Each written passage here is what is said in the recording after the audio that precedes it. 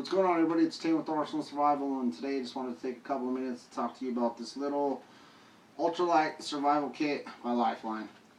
Now, you guys, I want to stress to you, this is just a small survival kit. It's not going to get you, anything probably past overnight. It's definitely not going to, it's definitely not a 72-hour kit or anything like that.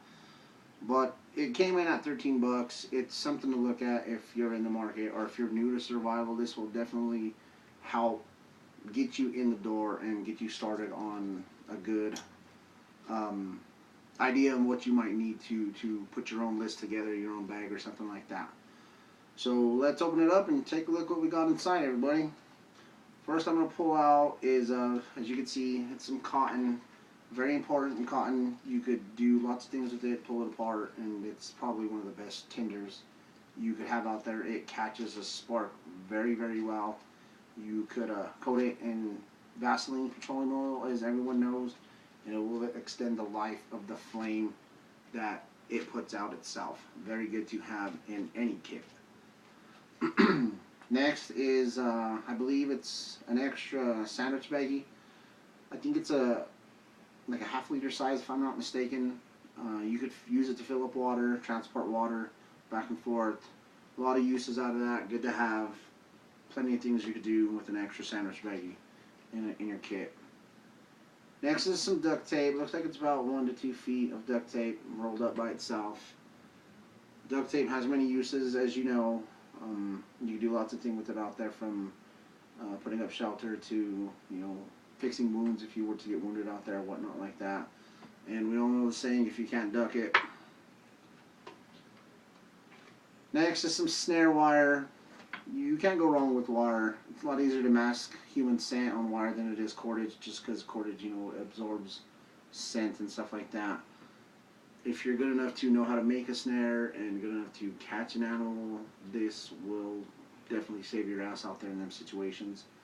You might want to check with your local laws to make sure it's okay to practice trapping wherever you're at.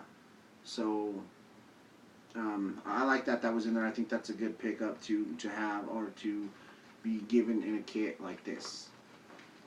Next is some rope. We all know the importance of cordage. Decent little white rope. Nothing special. Looks like it's about 2 to 3 feet of rope. You can't go wrong. It's good to have rope. Many situations, many things will come. Good things will come out of that rope right there. Some fishing line and 1, 2, 3, 4 hooks.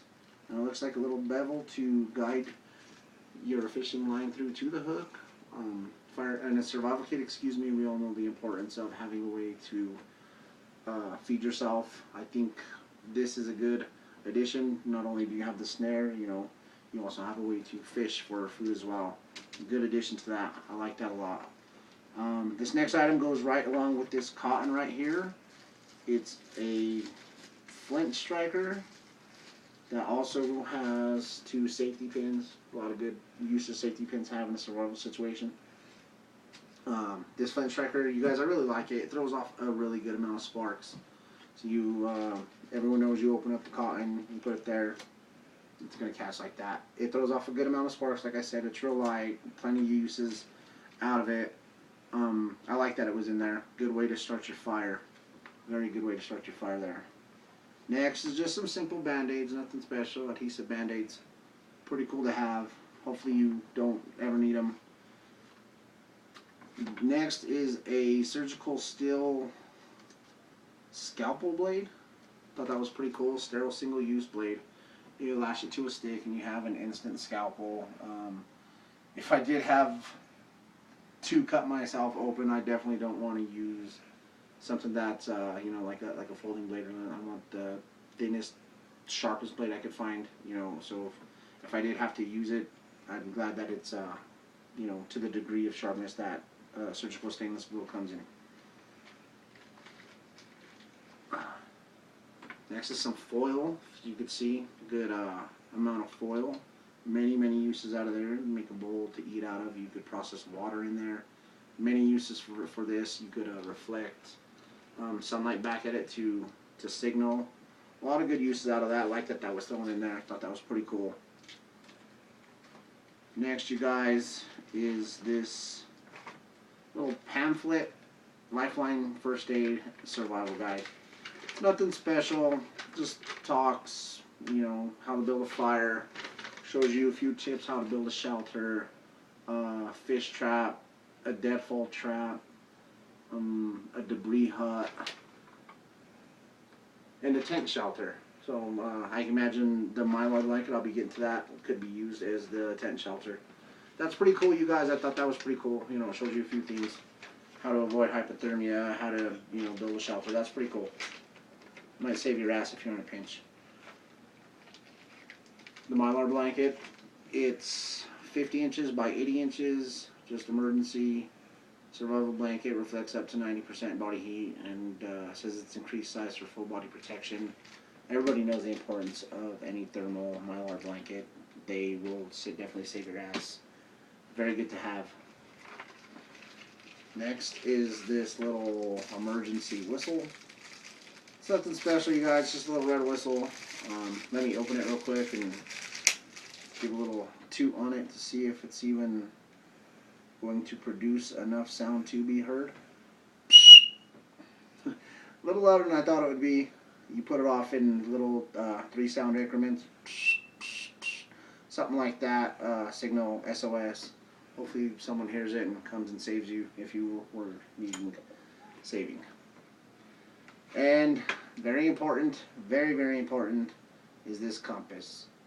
Like I said to you guys, it's just $13, $14 survival kit. You're gonna say, how good could this compass be? But it's actually right on. I got a little more expensive brand here. This is my Silva Polaris compass.